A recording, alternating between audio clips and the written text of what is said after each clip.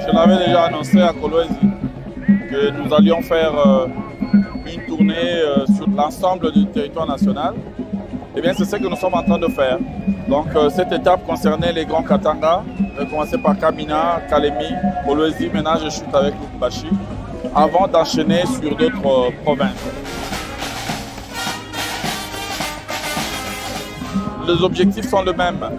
Faire le point avec les autorités provinciales sur le fonctionnement de l'administration déconcentrée ici en province, notamment ici dans la province du Haut-Katanga. Ensuite, publier l'annuaire alphabétique et numérique des agents et fonctionnaires prestants ici dans le Haut-Katanga. Sensibiliser les catégories d'agents publics qui ont été récemment intégrés dans le dispositif nouveau de la sécurité sociale des agents publics de l'État et ensuite aussi sensibiliser les veuves et les orphelins sur leurs nouveaux droits sociaux et dans tous les cas faire le point aussi avec les chefs de division sur les différentes réformes que nous avons dernièrement implémentées et qui sont essentielles pour le bon fonctionnement de l'administration. Je voudrais faire tomber les mythes du Grand Katanga. Vous savez, ici, les gens pensent que le Haut-Katanga est une province minière et que donc tout va bien. Moi, je dis non.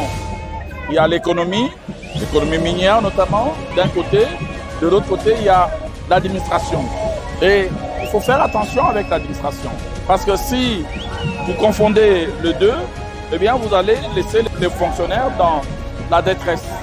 Donc, mon rôle, c'est aussi celui de veiller à ce que justice soit faite à ces fonctionnaires, qu'ils soient placés dans des conditions psychologiques optimales, au même titre que ceux qui sont à Kinshasa et ceux qui sont ailleurs, pour que l'élan de gouvernance qui est ici impulsé soit soutenu par une administration publique efficace, qui soit au rendez-vous du rendement et des résultats.